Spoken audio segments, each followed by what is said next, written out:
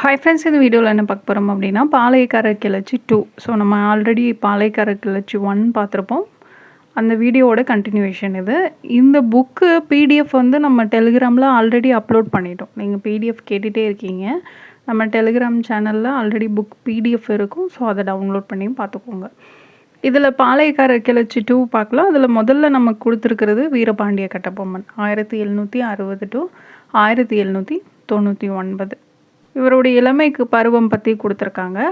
வீரபாண்டியபுர பாளையக்காரரான ஜெகவீரபாண்டிய கட்டபொம்மனுக்கும் சண்முக கனியம்மாவுக்கும் தலைமகனாக பிறந்தவர் தான் வீரபாண்டிய கட்டபொம்மன்.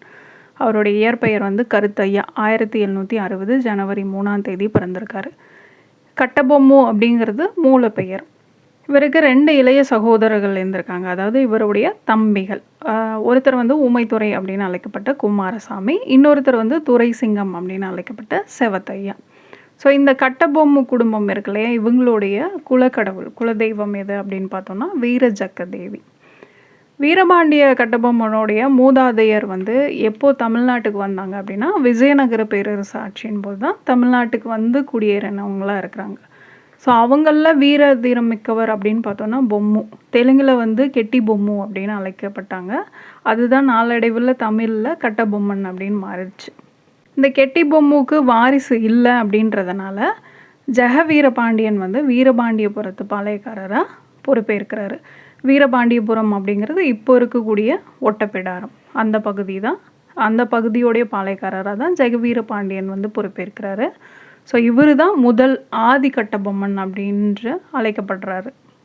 பாஞ்சாலங்குறிச்சி அப்படின்ற பெயர் வந்து எப்படி வந்துச்சு அப்படின்னு சொல்லி ஒரு கதை சொல்லியிருக்காங்க. அதாவது பாண்டியபுரத்துக்கு அருகாமையில் இருந்த சாலிக்குளம் அந்த பகுதியில் கட்டபொம்மன் வேட்டையாடிட்டு இருக்கும்போது ஒரு முயல் வந்து 7 வேட்டை நாய்களை வந்து விரட்டி அடித்ததை பார்த்துட்டு அந்த நிலம் வீரமிக்குது அப்படின்னு சொல்லி ஒரு கோட்டையை கட்டி அதுக்கு பாஞ்சாலங்குறிச்சி அப்படின்னு பெயர் வச்சதா ஒரு மரபு வழி கதையை வந்து சொல்லியிருக்காங்க. 1790 பிப்ரவரி 2ஆம் தேதி வீரபாண்டிய கட்டபொம்மன் அவருடைய 30வது வயசில் இந்த பாஞ்சாலங்குறிச்சி பாளையத்துக்கு ஆட்சி பொறுப்பேற்கிறாரு. அதாவது இவர் 47வது பாளையக்காரர். இவங்க வழியில், அதாவது கட்டபொம்மன் குலத்தில் 5வது ஆட்சியாளர் வந்து வீரபாண்டிய கட்டபொம்மன். அடுத்ததான் ஆங்கிலேயர்களுக்கும் இவங்களுக்கும் எப்படி அந்த பிரச்சனை வந்தது அப்படின்றத சொல்லியிருக்காங்க. ஸோ வீரபாண்டிய கட்டபொம்மன் வந்து எந்த நாயக்கருக்கு கீழே இருந்தார் அப்படின்னா மதுரை நாயக்கர். மதுரை நாயக்கருடைய பாளையக்காரராக வீரபாண்டிய கட்டபொம்மன் தான் பாஞ்சாலங்குறிச்சியை பார்த்துட்டு இருந்திருப்பார். அதுக்கப்புறமா அந்த மதுரை பகுதி வந்து ஆற்காட்டு நவாப்போட ஆட்சி கீழே வருது. இதுக்கப்புறம் தான் ஆங்கிலேயருக்கும் நவாப்புக்கு இடையில் ஒரு ஒப்பந்தம் வந்து போடுறாங்க. என்ன அப்படின்னா, இந்த பாளையக்காரர்கிட்ட இருந்து வரி வசூலிக்கிறாங்களே அந்த உரிமையை வந்து நவாப் கிட்ட இருந்து கம்பெனிக்கிட்ட ஒப்படைக்கிறாங்க. இதுதான் அந்த ஒப்பந்தம். 1792 இந்த ஒப்பந்தம் வந்து மேற்கொள்ளப்படுது. ஆங்கிலேயர்கள் என்ன பண்ணுறாங்க, அந்த கப்பம் கட்டுறது, வரி வசூலிக்கிறது இதெல்லாம் வற்புறுத்தி கட்டாயமாக வந்து வசூலிக்கிறாங்க. ஸோ அப்போ வந்து நிறைய பாளையக்காரர்கள் வந்து கம்பெனியோட கட்டாயத்துக்கு கட்டுப்பட்டாலும் ஒரு சிலர் வந்து எதிர்க்கிறாங்க. அதில் முக்கியமானவங்க வீரபாண்டிய கட்டபொம்மன், மருது சகோதரர்கள். இவங்களோட எதிர்ப்பு தான் பின்னாட்களில் கிளர்ச்சியாக வந்து மாறியிருக்கு. கர்நாடக ஒப்பந்தம் பற்றி சொல்லியிருக்காங்க. 1792 பார்த்தோம் இல்லையா, அப்போ ஆற்காடு நவாப்பாக இருந்த முகமது அலிக்கும் ஆங்கில கம்பெனிக்கும் இடையில் நடந்த அந்த ஒப்பந்தம் தான் பாளையக்காரர் கிளர்ச்சிக்கான மூல காரணம் அப்படின்னு சொல்லியிருக்காங்க.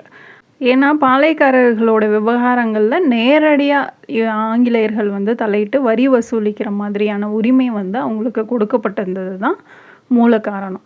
அது மட்டும் இல்லாமல் வழக்கமாக இவங்க கொடுக்கக்கூடிய அந்த கப்பத்தொகை மட்டும் இல்லாமல் கம்பெனிக்கு சன்மானங்களும் வழங்கணும் அப்படின்னு சொல்லி நிர்பந்திக்கப்படுறாங்க பாளையக்காரர்கள். அது மட்டும் இல்லாமல் ஆங்கில அதிகாரிகளோட வீடுகளுக்கு தேவையான பொருட்களை வழங்கணும் அப்படின்னும், இந்த மாதிரி வந்து கர்நாடக ஒப்பந்தம் பல வழிகளில் தவறாக வந்து பயன்படுத்தினது தான் இந்த கிளர்ச்சிக்கான காரணம் அப்படின்னு சொல்லியிருக்காங்க. இது வரைக்கும் ஒழுங்காக திரை செலுத்திட்டு வந்த வீரபாண்டிய கட்டபொம்மன் தான் இந்த அத்துமீறலுக்கு அப்புறம்தான் அவங்களுக்கு எதிராக வந்து செயல்பட ஆரம்பிக்கிறாரு. அடுத்ததாக கட்டபொம்மனும் ஜாக்சனும் அப்படின்னு கொடுத்துருக்காங்களே, அதில் என்ன சொல்லியிருக்காங்க அப்படின்னா, வீரபாண்டிய கட்டபொம்மன் வந்து மேலதிகாரியோட கட்டளைகளுக்கு வந்து கட்டுப்பட்டவர். ஸோ சட்டங்களை மதிக்க தெரிஞ்சவர். அவர் வந்து கரெக்டாக அந்தந்த டைமுக்கு கட்ட வேண்டிய வரியை வந்து கட்டிட்டு வந்துட்டு இருந்திருப்பார். இதனாலேயே அவர் மேலே நல்ல மதிப்பும் மரியாதையும் கம்பெனி ஆட்களுக்கு இருந்தது.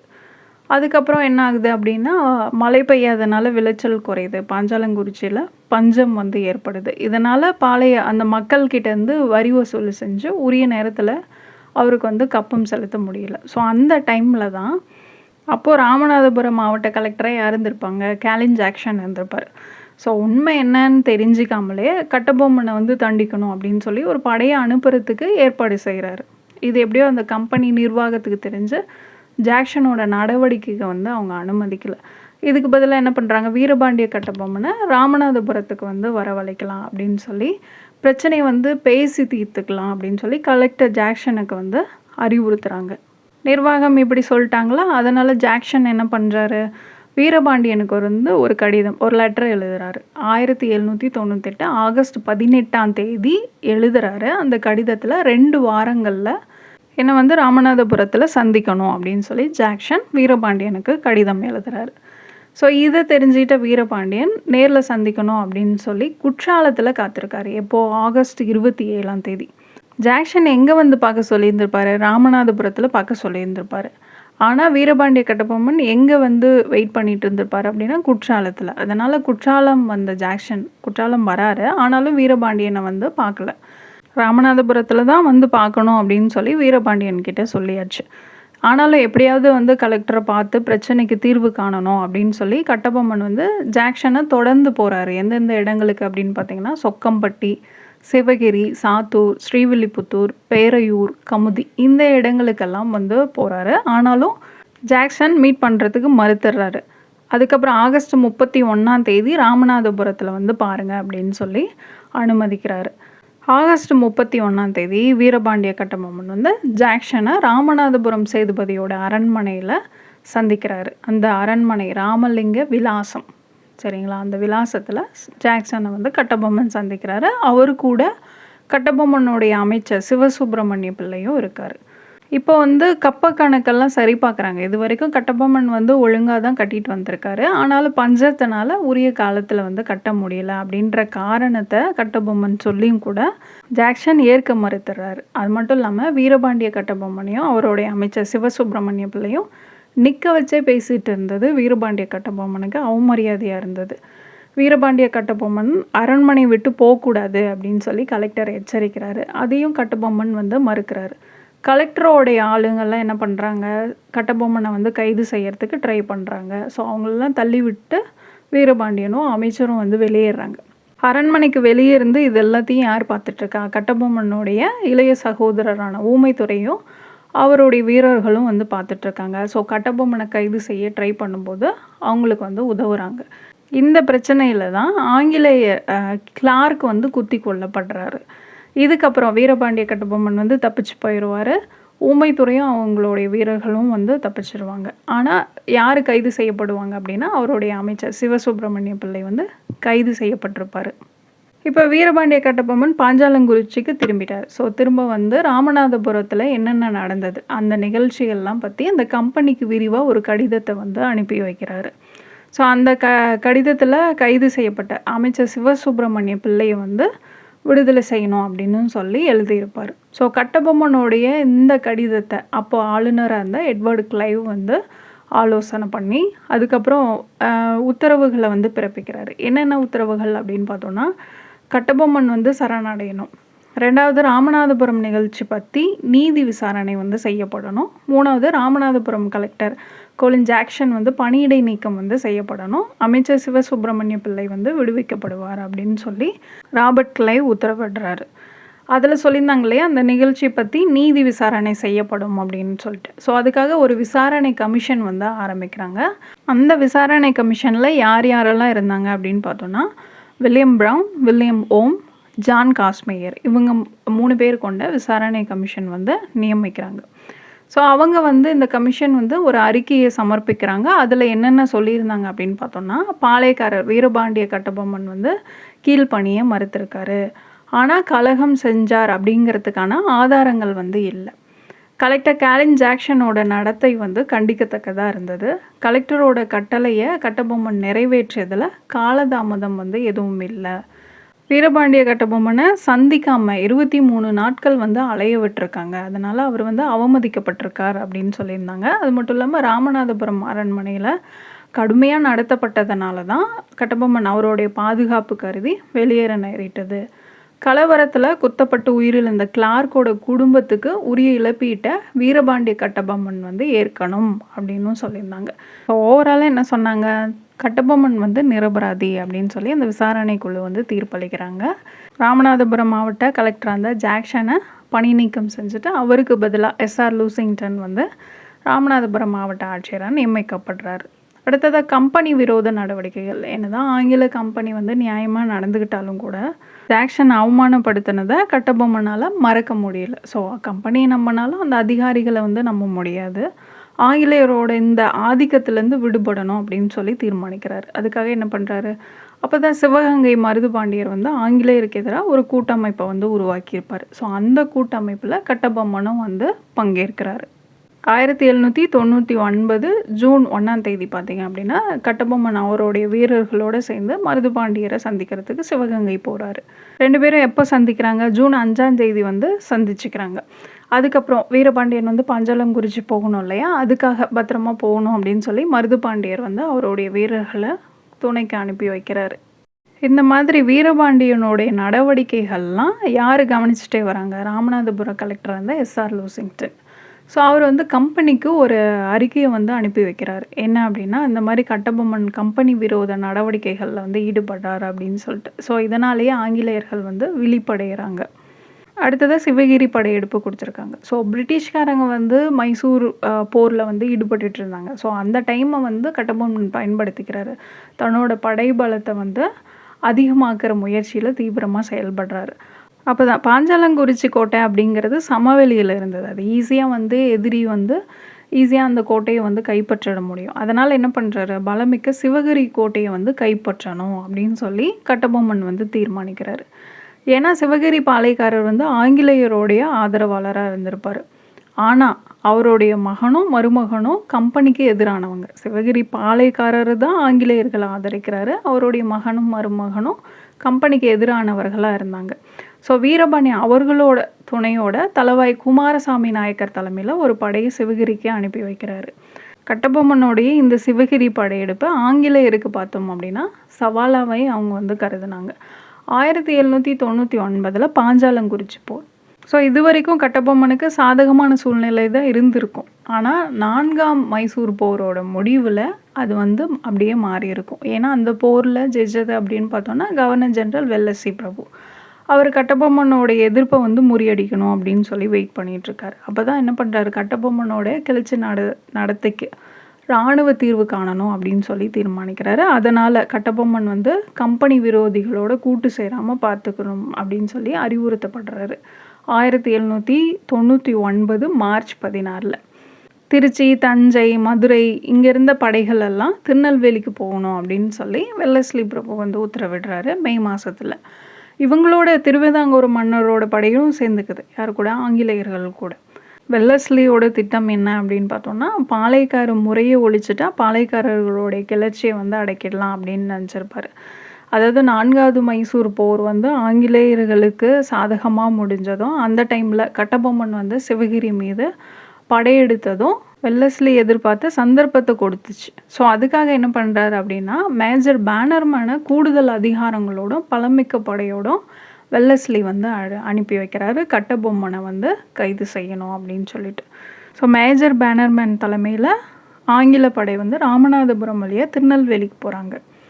அங்கேருந்துக்கிட்டே கட்டபொம்மனுக்கு வந்து இறுதி எச்சரிக்கை அனுப்புகிறாரு. என்ன அப்படின்னா, 1799 செப்டம்பர் 4 பாளையங்கோட்டையில் வந்து என்னை பார்க்கணும் அப்படின்னு சொல்லி மேஜர் பேனர்மேன் கட்டபொம்மனுக்கு செப்டம்பர் 1 ஒரு லெட்டர் அனுப்புகிறாரு. 4 வந்து பார்க்கணுன்னு சொல்லி செப்டம்பர் 1 ஒரு லெட்டர் அனுப்புகிறாரு. ஆனால் இந்த குறிப்பிட்ட தேதியில் வந்து பேனர்மேனை சந்திக்கிறது சாத்தியமில்லை அப்படின்னு சொல்லி கட்டபொம்மன் வந்து பதில் அனுப்புகிறாரு. இதனால் ஆங்கில தளபதி மேஜர் பேனர்மேன் வந்து இராணுவ நடவடிக்கையை வந்து மேற்கொள்கிறாரு. கட்டபொம்மனும் அவருடைய வீரர்களும் பாஞ்சாலங்குறிச்சி கோட்டைக்குள்ளே இருக்காங்க. பேனர்மேன் படைகள் வந்து என்ன பண்ணுது, அந்த கோட்டையை வந்து சூழ்ந்துக்கிறாங்க. இப்போ பேனர்மேன் என்ன பண்ணுறாரு, ராமலிங்க முதலியாரை கோட்டைக்குள்ளே அனுப்பி கட்டபொம்மனை பார்த்து சரணடைய சொல்லுங்க அப்படின்னு சொல்கிறாரு. ஆனாலும் கட்டபொம்மன் என்ன பண்ணுறாரு, அந்த கோரிக்கையை வந்து நிராகரிச்சிட்றாரு. ஸோ கோட்டையோட பலவீனத்தை பற்றி ராமலிங்க முதலியார் வந்து தகவல் கொடுக்குறாரு. இந்த கோட்டைக்குள்ளே என்னென்ன இருக்குது, யார் யார் எந்தெந்த இடங்களில் இருப்பாங்க, அந்த மாதிரி பாஞ்சாலங்குறிச்சி கோட்டையோட தெற்கு நுழைவாயிலில் பீரங்கியை வச்சு தாக்குறாங்க. அதே போல் எட்டயபுரம் திருவிதாங்கூர் படைகளும் ஆங்கிலேய படைகளோடு தானே இருக்குது. அவங்க வந்து மேற்கு வாயிலை வந்து தாக்குறாங்க. ஒரு வழி ஆங்கில படைகள் வந்து கோட்டைக்குள்ளே நுழைஞ்சிட்டாங்க. நுழைஞ்சதுக்கு அப்புறமா அவங்க எதிர்கொண்டது அப்படின்னு பார்த்தோன்னா ஊமைத்துறையோட வீரர்கள். ஸோ அந்த மோதலில் தளபதி காலின்ஸ் வந்து கொல்லப்படுறாரு. ஸோ பேனர்மேன் எதிர்பார்த்த அளவுக்கு கட்டபொம்மனை எதிர்க்கிறது அவ்வளோ ஈஸியாக இல்லை. அதனால் கூடுதல் படையை வந்து பாளையங்கோட்டையிலேருந்து வரவழைச்சு பல்முனை தாக்குதல் வந்து நடத்துகிறாங்க. இதனால் கிளர்ச்சிக்காரர்கள்லாம் கோட்டையை விட்டு வெளியே போய் காடல்குடி நோக்கி போகிறாங்க. காடல்குடியில் சிவசுப்பிரமணிய பிள்ளை வந்து கைது செய்யப்படுறாரு. கட்டபொம்மன் வந்து தப்பிச்சு போயிடுறாரு. ஸோ அப்படி தப்பிச்சு போன வீரபாண்டிய கட்டபொம்மனை புதுக்கோட்டை மன்னர் விஜய ரகுநாத தொண்டைமான் வந்து களப்பூர் காட்டிலேருந்து பிடிச்சிட்டு அவர் பேனர்மேன் கிட்ட ஒப்படைக்கிறாரு. ஸோ விஜய ரகுநாத தொண்டைமான் புதுக்கோட்டை மன்னராக இருந்தவர். அவர் தான் அந்த காடல்குடியிலேருந்து வீரபாண்டிய கட்டபொம்மன் தப்பிச்சு போகிறார் இல்லையா, அவரை வந்து களப்பூர் காட்டில் பிடிச்சி பேனர்மேன் கிட்ட ஒப்படைக்கிறாரு.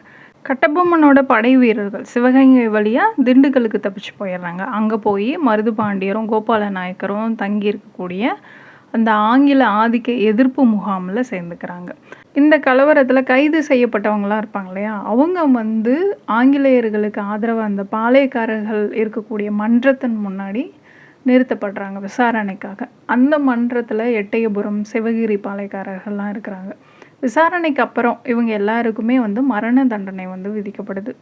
அதுக்கப்புறம் 1799 செப்டம்பர் 13 நாகலாபுரம் சுந்தரபாண்டியன் கோபாலபுரத்துலேயும் சிவசுப்பிரமணிய பிள்ளை நாகலாபுரத்துலேயும் தூக்கிலிடப்படுறாங்க. 3 நாளைக்கு அப்புறம், அதாவது செப்டம்பர் 16 கட்டபொம்மனை வந்து தனியாக விசாரிக்கிறாங்க. ஸோ அவர் மீது குற்றம் வந்து சுமத்திருப்பாங்க இல்லையா, அதை வந்து எந்த தயக்கமும் இல்லாமல் கட்டபொம்மன் வந்து ஒத்துக்கிறாரு. 1799 செப்டம்பர் 17 வீரபாண்டிய கட்டபொம்மன் கயத்தாரில் தூக்கிலிடப்படுறாரு. ஸோ சிவசுப்பிரமணியம் பிள்ளை சுந்தரபாண்டியன் இவங்கெல்லாம் 1799 செப்டம்பர் 13 தூக்கிலிடப்படுறாங்க. சிவசுப்பிரமணிய பிள்ளை நாகலாபுரம் சுந்தரபாண்டியன் கோபாலபுரம். 1799 செப்டம்பர் 17 வீரபாண்டிய கட்டபொம்மன் கயத்தாரில் தூக்கிலிடப்படுறாரு. ஸோ கடைசி மூச்சு இருக்கிற வரைக்கும் கட்டபொம்மன் வந்து தளராத மன உறுதியோடையும் செருக்குடனும் இருந்தார் அப்படின்னு சொல்லி மேஜர் பேனர்மேன் வந்து குறிப்பிட்டிருக்கிறதா இங்கே சொல்லியிருக்காங்க. அடுத்ததாக ஊமைத்துறை பற்றி கொடுத்துருக்காங்க. அண்ணனும் தம்பியும் அப்படின்னு. வீரபாண்டியன் ஊமைத்துறை குமாரசாமி அப்படின்னு கொடுத்துருக்காங்க. ஆக்சுவலி வீரபாண்டியன் ஊமைத்துறை துரைசிங்கம் இன்னொரு பெயர் செவத்தையா, ஊமைத்துறையோட இன்னொரு பெயர் குமாரசாமி. இவங்க 3 பேரும் உடன் பிறந்த சகோதரர்கள். நம்ம ஸ்டார்டிங்கில் பார்த்துருப்போம். இங்கே குமாரசாமின்னு சேர்த்து கொடுத்துருக்காங்க, துரைசிங்கம் வரும்.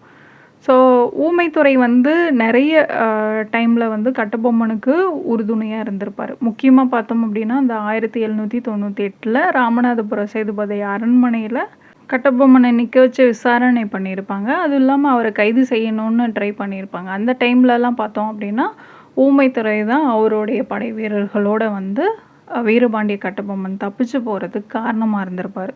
இதே போல் 1799 மேஜர் பேனர்மேன் பாஞ்சாலங்குறிச்சி கோட்டையை சுற்றி வளைச்சிருப்பார். ஸோ பீரங்கி தாக்குதல் நடத்தி தான் கோட்டைக்குள்ளே ஆங்கிலேயர்கள் போயிருப்பாங்க. ஸோ அவங்கள வீரத்தோடு எதிர்த்தது அப்படின்னு பார்த்தோன்னா ஊமைத்துறை தான் ஃபஸ்ட்டு எதிர்த்திருப்பார். ஆனாலும் ஆங்கிலேயர்கள் தான் கோட்டையை வந்து கைப்பற்றியிருப்பாங்க. கைப்பற்றினதும் ஊமைத்துறையை வந்து கைது பண்ணி எந்த சிறையில் அடைப்பாங்க, பாளையங்கோட்டை சிறையில் அடைச்சிருவாங்க. அவர் 1801 பிப்ரவரி மாதம் சிறையிலேருந்து தப்பிச்சிருவார். பாளையங்கோட்டை சிறையிலேருந்து தப்பிச்சதுக்கப்புறம் பாஞ்சாலங்குறிச்சி கோட்டையை வந்து புதுப்பிச்சு கட்டுறாரு. ஸோ ஏன்னா கட்டபொம்மன் விட்டுட்டு போன அந்த ஆங்கில எதிர்ப்பு போராட்டத்தை வந்து தொடரணும் அப்படின்னு சொல்லிட்டு பாஞ்சாலங்குறிச்சி கோட்டையை வந்து புதுப்பிச்சு கட்டுறாரு. மற்ற பாளையக்காரர்களையும் ஒன்று திரட்டி இன்னொரு கூட்டமைப்பை வந்து உருவாக்கணும் அப்படின்ற முயற்சியெல்லாம் ஈடுபடுறாரு. இதில் எட்டயபுரம் ஊத்துமலை பாளையக்காரர்களை தவிர மற்ற திருநெல்வேலி பாளையக்காரர்கள் வந்து ஊமைத்துறையோடு சேர்ந்து ஆங்கிலேயர்களுக்கு எதிராக போராடுறதுக்கு ஆதரவு அளிக்கிறாங்க. இந்த நிலையில் சிவகங்கை மருதுபாண்டியர் இருக்கார் இல்லையா, அவர் வந்து ஊமைத்துறைக்கு உதவணும் அப்படின்னு சொல்லி அவருடைய படை வீரர்களை வந்து அனுப்பி வைக்கிறாரு. ஸோ அந்த படை வீரர்களையும் சேர்த்துக்கிட்டு ஊமைத்துறை 1801 மார்ச் 3 தூத்துக்குடியை தாக்கி கைப்பற்றார். ஸோ இதுதான் ஊமைத்துறையோட தலைமையில் செயல்பட்ட கூட்டுப்படைக்கு கிடைச்ச முக்கியமான வெற்றி.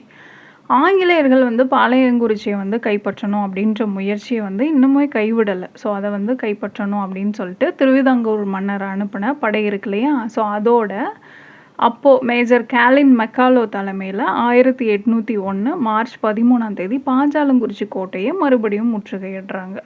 இதை ஊமைத்துறை, அப்புறம் அவருடைய சகோதரர் தளவாய், அவங்களுடைய வீரர்கள் இவங்கெல்லாம் ஆங்கிலேயர்களுடைய தாக்குதலை உறுதியோடு எதிர்கொள்கிறாங்க.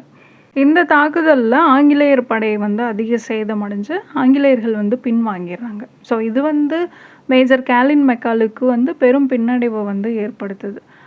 மீண்டும் முற்றுகை 1801. அதாவது திரும்ப என்ன பண்ணுறாரு அப்படின்னா, அந்த கோட்டையை வந்து கைப்பற்றணும் அப்படின்னு சொல்லி திட்டமிடுறாரு. இதுக்காக பார்த்தோம் அப்படின்னா சென்னை, ஆற்காடு, திண்டுக்கல், திருச்சி, மலபார் பகுதிகள்லேருந்து படைகளை வந்து திரட்டுறாரு. அந்த டைமில் தஞ்சை மன்னராக இருந்த சரபோஜியும் புதுக்கோட்டை தொண்டைமானும் ஆங்கிலேயர்களுக்கு ஆதரவு அளிக்கிறாங்க. 1801 மே 24ஆம் தேதி லெப்டினன்ட் கர்னல் அக்னியூ தலைமையில் ஆங்கிலேயரோடைய கூட்டுப்படை பாஞ்சாலங்குறிச்சி கோட்டையை வந்து முற்றுகையிடுது. 53 நாட்கள் வந்து தொடர்ந்து கோட்டை மீது பீரங்கி தாக்குதலை ஆங்கிலேயர் படை வந்து நடத்திட்டே இருக்கு. ஸோ 2 தரப்புலையும் நிறைய சேதம் வந்து ஏற்படுது. கடைசியாக கோட்டை வந்து ஆங்கிலேயர்களால் கைப்பற்றப்படுது. பாஞ்சாலங்குறிச்சியிலேருந்து ஊமைத்துறை வந்து தப்பிச்சு போயிருப்பார். எங்கே போயிருப்பார் அப்படின்னா, காளையார் கோயில் காட்டுக்குள்ளே போய் மருது சகோதரர்கள் வந்து சந்திச்சிருப்பார்.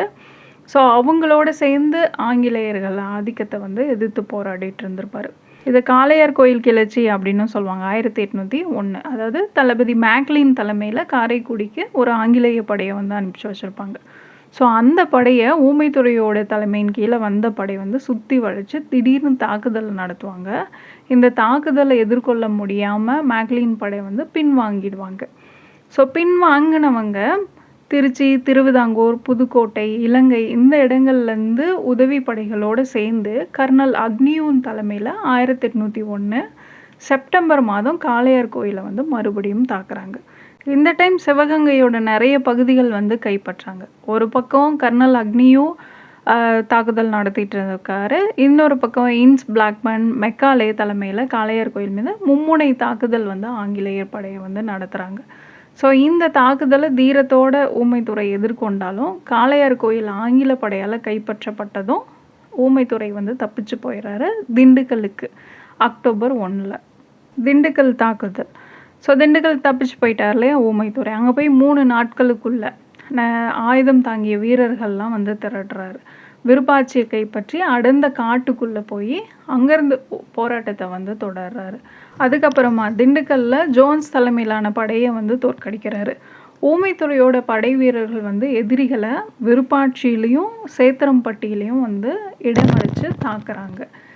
இந்த டைம் வந்து ஊமைத்துறை தோல்வி அடைஞ்சிறாரு. அவருடைய படை வீரர்கள் வந்து திண்டுக்கல் பள்ளத்தாக்கில் வந்து பதுங்கியிருக்கிறாங்க. ஆனாலும் கூட 3 நாட்கள் அவங்க உணவு இல்லாமல் பசியால் வாடி இருக்கும்போது அந்த கிளர்ச்சியாளர்கள் வந்து ஆங்கில படையால் கைது செய்யப்படுறாங்க, கொடூரமாக தண்டிக்கப்படுறாங்க.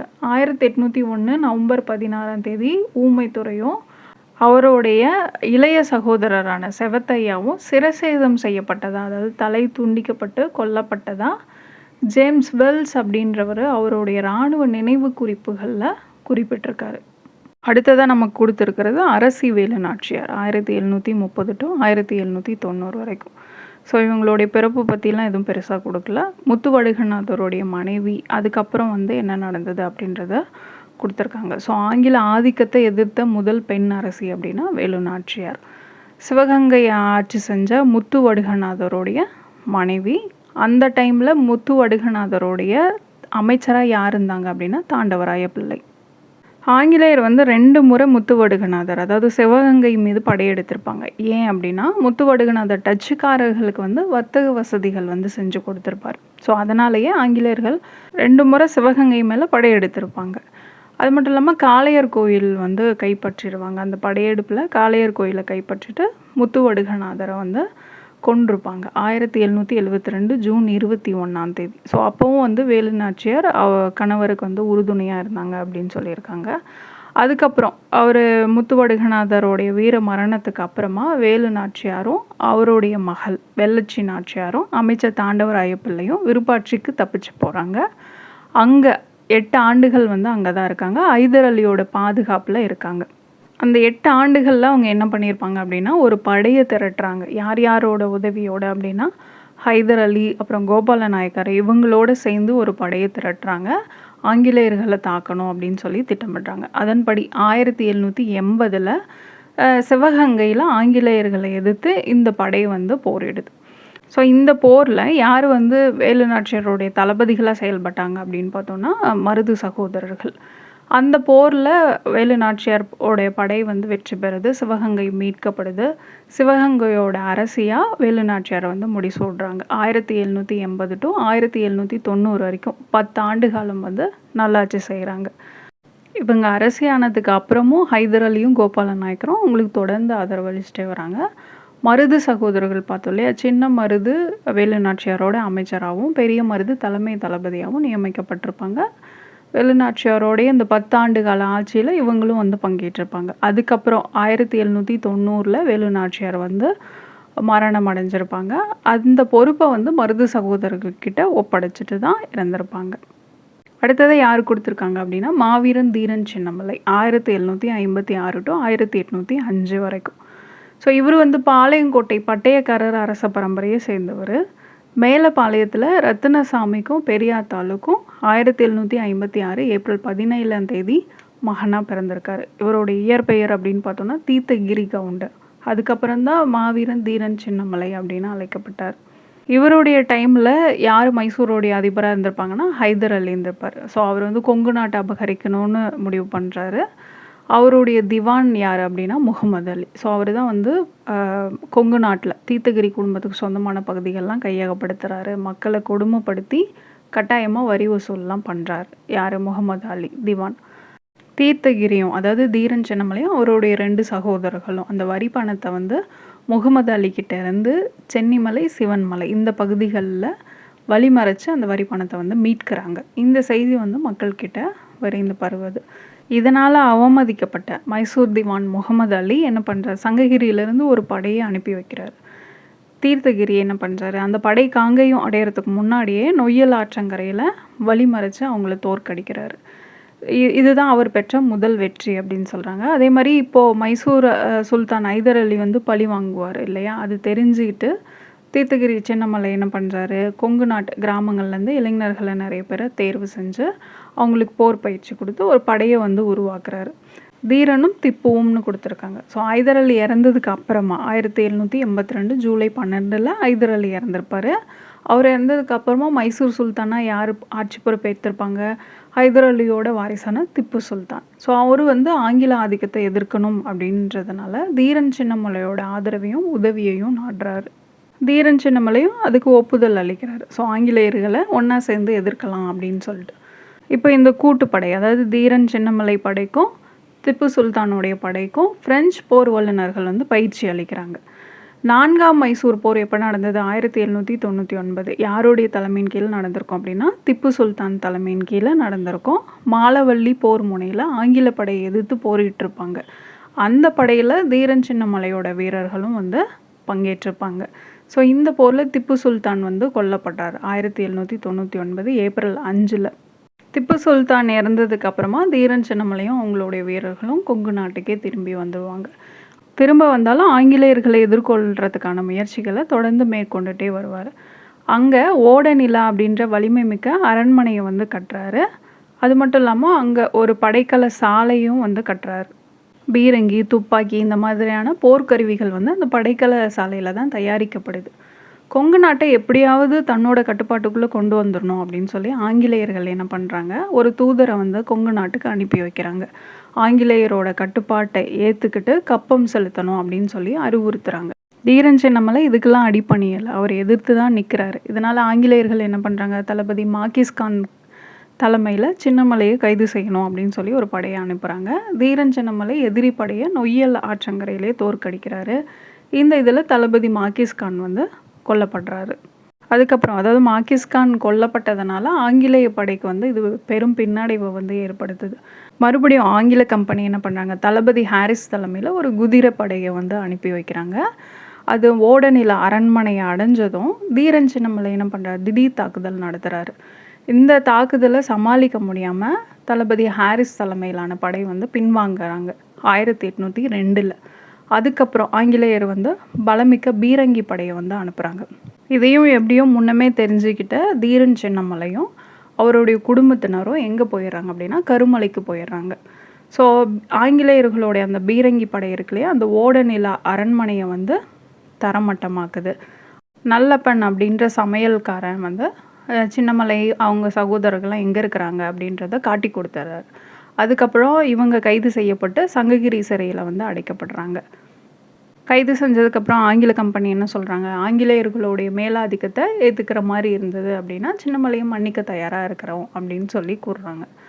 ஆனாலும் சின்னமலையின் வந்து எந்த நிபந்தனையும் ஏற்க மறுத்துறாரு. அதனால் 1805 ஜூலை 31 அவரும் அவருடைய சகோதரர்களும் தூக்கிலிடப்படுறாங்க. அடுத்ததாக நமக்கு கொடுத்துருக்குது ஸ்வர்ணகிரி வீரன் சுந்தரலிங்கம் 1771 to 1799. வீரபாண்டிய கட்டபொம்மனுடைய தளபதிகளில் ஒருத்தர் இவர். சுந்தரலிங்கம் பாஞ்சாலங்குறிச்சிக்கு பக்கத்தில் இருக்கக்கூடிய ஸ்வர்ணகிரியில் 1771 கட்ட கருப்பண தேவேந்தருக்கும் முத்தம்மாளுக்கும் மகனாக பிறந்தவர். இவருடைய மனைவி வந்து சண்முக வடிவம்.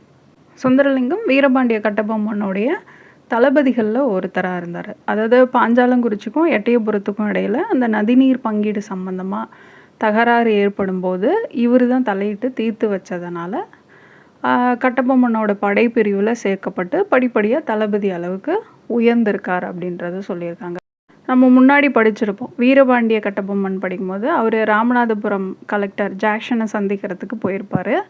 அப்போது சுந்தரலிங்கமும் ஊமைத்துறையும் கூட போயிருக்காங்க. ஸோ அங்கே நடந்த பிரச்சனையில் கிளார்க் அப்படின்ற ஆங்கில தளபதி கொல்லப்பட்டார் அப்படின்னு படித்தோம் இல்லையா, அவரை கொன்னது சுந்தரலிங்கம் தான் அப்படின்னு சொல்லப்படுது.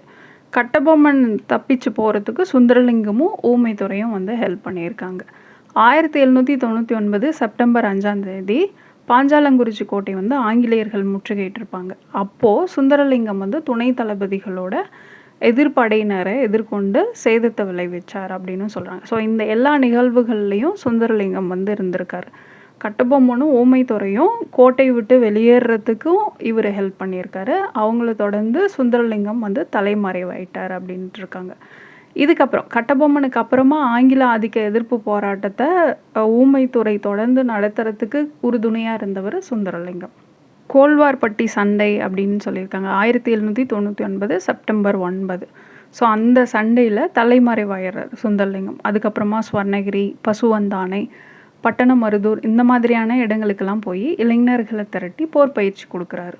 அங்கே சிறு படையை வந்து உருவாக்குறாரு. நம்ம ஊமைத்துறை படிக்கும்போது படித்தோம், பாளையங்கோட்டையிலேருந்து சிறையிலேருந்து தப்பிச்சு வந்திருப்பார் அப்படின்னு. அதுக்கு ஹெல்ப் பண்ணது இவர் தான். இந்த சிறு படையை உருவாக்கினார்லே அந்த படையை வச்சு தான் பாளையங்கோட்டையில் சிறை வைக்கப்பட்டிருந்த ஊமைத்துறையை வந்து விடுவிக்கிறாரு 1801 ஜனவரி 2. பாளையங்கோட்டையிலேருந்து அதுக்கப்புறம் 2 பேரும் பாஞ்சாலங்குறிச்சி வந்தது. அந்த சிதைஞ்சு போன கோட்டையை வந்து கட்டுறாங்க. இவங்க 2 பேரும் சேர்ந்து தான் ஆங்கில ஆதிக்க எதிர்ப்பு கூட்டமைப்பை வந்து புதுப்பிக்கிறாங்க. அதாவது ஊமைத்துறை எந்தெந்த நிகழ்வுகள்லாம் இருந்தாரோ அதுலேயுமே வந்து சுந்தரலிங்கம் இருக்கார். பாளையங்கோட்டை சிறையிலேருந்து தப்பிக்கிறது, அப்புறம் பாஞ்சாலங்குறிச்சி கோட்டையை வந்து கட்டுறது, அதுக்கப்புறமா பாஞ்சாலங்குறிச்சி கோட்டையை ஆங்கிலேயர்கள் வந்து படையெடுத்திருப்பாங்க. அதுக்கப்புறமா இவரும் ஊமைத்துறையும் தப்பிச்சு போய் மருது சகோதரர்களோடு இணைந்து ஆங்கிலேயரை எதிர்த்து போராடி இருப்பாங்க. இவங்க 2 பேருக்கும் அடைக்கலம் கொடுத்ததுக்காக தான் ஆங்கிலேயர்கள் வந்து என்ன பண்ணியிருப்பாங்க, சிவகங்கை மேலே படையெடுத்து மருது சகோதரர்களை கைது பண்ணி அவங்கள வந்து தூக்கிலிட்டிருப்பாங்க. இதே போல் சுந்தரலிங்கமும் ஊமைத்துறையும் விருப்பாட்சியில் 2 பேரும் வந்து கைது செஞ்சு பாஞ்சாலங்குறிச்சி பீரங்கி மேட்டில் ஒரே நாளில் ஒரே இடத்துல தூக்கிலிடப்பட்டிருக்காங்க 1801 நவம்பர் 16.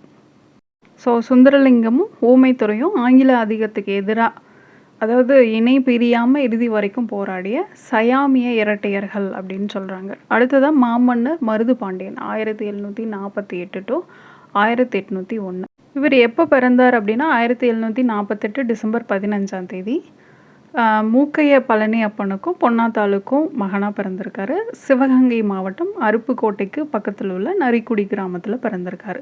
இவருடைய இளவல், அதாவது இவருடைய தம்பியான சின்ன மருது 1753 பிறந்திருக்காரு. உடையார் சேர்வை ராமநாதபுரம் மன்னரோட இராணுவத்தோட தளபதியாக இருக்கும்போது இவங்களோட குடும்பத்தை நரிக்குடியிலிருந்து விருதுநகருக்கு மாற்றியிருக்காரு. மருது சகோதரர்கள் அப்படின்னு அழைக்கப்பட்ட சின்ன மருதும் பெரிய மருதும் சூரன் கோட்டையோட போர்க்கலையில் பயிற்சி பெற்றவங்க. 2 பேருமே வளாரி எறிகிறதுல வீரர்களாக இருந்திருக்கிறாங்க. அதை வந்து ஆற்றல் மிக்க போர்க்கருவியாகவும் பயன்படுத்தியிருக்காங்க. ராமநாதபுரம் மன்னர் முத்து விஜய ரகுநாத சேதுபதி இவங்களுக்கு வந்து பாண்டியர்கள் அப்படின்னு பெயர் சூட்டியிருக்காரு. சிவகங்கை மன்னர் முத்துவடுகநாதர் இருக்கார் இல்லையா, மருது சகோதரர்களோட வீரதீர செயல்கள்லாம் கேள்விப்பட்டு அவங்கள கேட்டு வாங்கி தன்னோட இராணுவத்தில் தளபதிகளாக சேர்த்துக்கிட்டாரு. 1772 ஆங்கில தளபதி பான்ஜோர் தலைமையிலான படை தான் காளையார் கோயிலை தாக்கி சிவகங்கை மன்னர் முத்துவடுகநாதரை வந்து கொண்டிருப்பாங்க. ஸோ அந்த நெருக்கடியான நேரத்தில் இந்த மருது சகோதரர்கள் தான் ராணி வேலு நாச்சியாரை பாதுகாப்பாக திண்டுக்கல்லுக்கு கூட்டிகிட்டு போயிருப்பாங்க. மைசூர் சுல்தான் ஹைதர் அலியோட கட்டுப்பாட்டில் இருந்த திண்டுக்கல்லுக்கு இவங்க தான் அழைச்சிட்டு போயிருப்பாங்க. 8 ஆண்டுகளுக்கு அப்புறமா தான் சிவகங்கையை வேலு நாச்சியார் கைப்பற்றியிருப்பாங்க. அதுக்கப்புறம் அரசி ஆயிருப்பாங்க ஆற்காடு நவாப்போட ஆதரவோட. இதுக்கு பதிலாக அவர் என்ன நிபந்தனை விதித்தார் அப்படின்னு பார்த்தோன்னா, 8 ஆண்டு காலமாக கப்பம் வந்து கட்டலை, அதை வந்து கட்டணும் அப்படின்னு சொல்லி ஆற்காடு நவாப் வந்து வேலு நாச்சியாருக்கு ஒரு நிபந்தனை விதிக்கிறார். வேலு நாச்சியார் அதை வந்து நிராகரிக்கிறாங்க. அதனால் மருது பாண்டியர்கள் வந்து நவாப்புக்கு சொந்தமான பகுதிகளை வந்து சூறையாடுறாரு. இதுக்கு பதிலாக ஆற்காடு நவாப் என்ன பண்ணுறாரு, ஆங்கிலேயரோட இராணுவ உதவியோட கல்லர்குடியை தாக்குறாரு. மருது பாண்டியர்கள் அந்த தாக்குதலை சக்ஸஸ்ஃபுல்லாக முறியடிக்கிறாங்க. கல்லர்குடி வெற்றி 1789. அடுத்ததாக கட்டபொம்மனும் மருது பாண்டியர்களும் கொடுத்துருக்காங்க இல்லையா. ஸோ மருது பாண்டியர்கள் வந்து வீரபாண்டிய கட்டபொம்மனோட நெருங்கிய தொடர்பு கொண்டு அவருடைய ஆலோசனையெல்லாம் பெற்று வந்தவங்க. கட்டபொம்மன் தூக்கிலிட்டதுக்கு அப்புறமா இவங்க வந்து ஊமைத்துறை சகோதரர்களுக்கு அடைக்கலம் கொடுத்துருப்பாங்க. அவங்கள ஆங்கிலேயர்கிட்ட ஒப்படைக்க மறுத்ததுனால ஆங்கிலேயர்கள் சிவகங்கையை தாக்கியிருப்பாங்க. மருது பாண்டியர்கள் வந்து அந்த தாக்குதலை முறியடித்து ஆங்கிலேயருக்கு சொந்தமான 3 மாவட்டங்களை வந்து கைப்பற்றியிருக்காங்க. அடுத்ததாக காளையார் கோயில் போர் 1801. மருது பாண்டியர்கள் வந்து தீவிரமாக ஆங்கிலேயர்களோட ஆதிக்கத்தை வந்து எதிர்த்துட்டு வந்தாங்க. இதுக்கு ராமநாதபுரம், தஞ்சை, மதுரை பகுதி தலைவர்கள்லாம் ஆதரவு அளிச்சிருந்தாங்க. அதே போல் 4ஆம் மைசூர் போரில் மருது பாண்டியரோடைய ஆதரவாளர்கள் ஆங்கிலேயர்களோட காவல் நிலையங்களை வந்து தாக்கி ஆயுதங்களை வந்து கைப்பற்றாங்க. 1801 ஜூனில் தான் வரலாற்று முக்கியத்துவம் மிக்க சுதந்திர பிரகடனத்தை வந்து வெளியிடுறாங்க யார், மருது சகோதரர்கள். இவங்களுடைய எதிர்ப்பை முடிவுக்கு கொண்டு வரணும்னு நினச்ச ஆங்கிலேயர்கள் என்ன பண்ணுறாங்க, வலிமை மிக்க ஒரு படையை அனுப்பி சிறுவையில் தாக்குறாங்க. எப்போது, ஜூலை 30ஆம் தேதி. அதுக்கப்புறம் காளையார் கோயிலை வந்து கைப்பற்றாங்க ஆங்கிலேயர்கள் அக்டோபரில். இதுக்கப்புறமா மருது பாண்டியர்கள் வந்து சிங்கம்புணரி காடுகளுக்கு தப்பிச்சு போகிறாங்க. அங்கேயும் வந்து ஆங்கிலேயர்களுடைய படை போய் சோழபுரத்தில் அவங்கள வந்து கைது செய்கிறாங்க. எப்போது, அக்டோபர் 19ஆம் தேதி. 1801 அக்டோபர் 24ஆம் தேதி மருது பாண்டியர்கள் திருப்பத்தூர் கோட்டையில் தூக்கிலிடப்படுறாங்க. 1801 அக்டோபர் 24.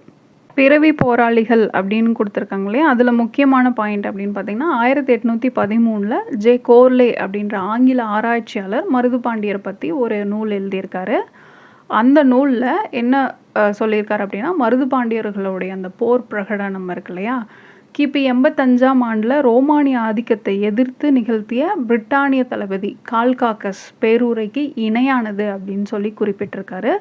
அது எந்த நூல் அப்படின்னு பார்த்தீங்கன்னா, Marudhu and Indian story of the beginning of the 19th century அப்படின்ற நூலில் இவர் வந்து குறிப்பிட்டிருக்காரு. ஸோ இவ்வளோ தான் பாளையக்காரர் கிளர்ச்சி 2. அதுக்கு அடுத்ததும் கொடுத்துருப்பாங்க தமிழ்நாட்டில் தென்னிந்திய கிளர்ச்சி அப்படிங்கிறது, மற்ற எந்தெந்த பகுதிகளில் கிளர்ச்சி வந்தது, அதுக்கப்புறம் அந்த தென்னிந்திய கூட்டமைப்புகள் பற்றி கொடுத்துருப்பாங்க. ஸோ அதையும் வந்து ஒரு கிளான்ஸ் பார்த்துக்கோங்க. அடுத்த ஒரு வீடியோவில் பார்க்கலாம். தேங்க்யூ.